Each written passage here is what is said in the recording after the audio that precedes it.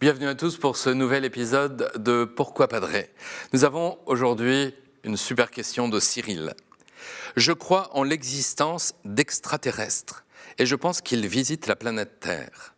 Cependant, je suis chrétien. Quelle est la position de l'Église catholique sur ce sujet ? Espace, frontière de l'infini, vers laquelle voyage notre vaisseau spatial.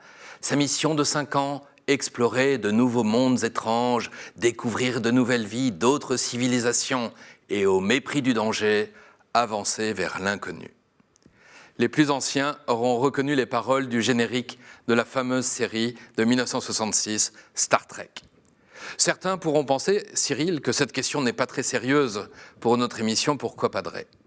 Eh bien, ils ont tort.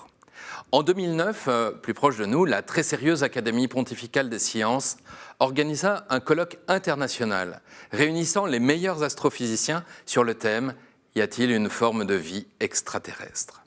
Alors cela déjà répond un peu à votre question. Il ne s'agit pas de croire à l'existence de vie extraterrestre, ce n'est pas de l'ordre de la foi. Ce sont les scientifiques qui peuvent seuls établir si la vie a pu se développer ailleurs que sur notre bonne vieille Terre. Précisons que la vie a d'ailleurs pu se développer sans que cela débouche sur une sorte d'humanité parallèle.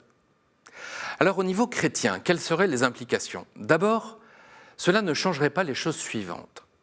Dieu est créateur de tout ce qui est.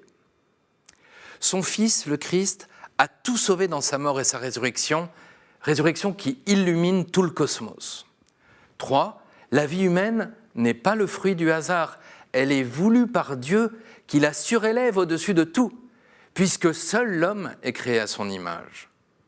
On le voit, l'homme, que l'on peut considérer comme un point microscopique dans l'immense univers, est aussi l'interlocuteur unique de Dieu.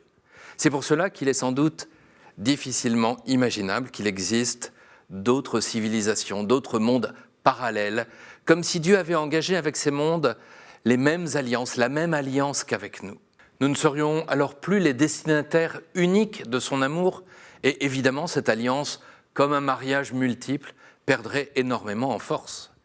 Je le sais, il est difficile d'affirmer que l'homme est unique, et pourtant que c'est beau. Dans le silence interstellaire résonne le cri du bébé qui naît, la joie des époux, les fêtes, le râle du mourant. C'est tout cela que le Seigneur a connu en s'incarnant. Alors Cyril, là où je vous rejoins, c'est qu'à l'homme a été confiée aussi la connaissance de l'univers. Et là, on n'en est qu'au début.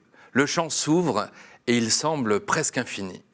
Nous irons sûrement « Where no man has gone before » pour reprendre le générique de Star Trek en anglais, là où aucun homme n'est encore allé. Merci Cyril.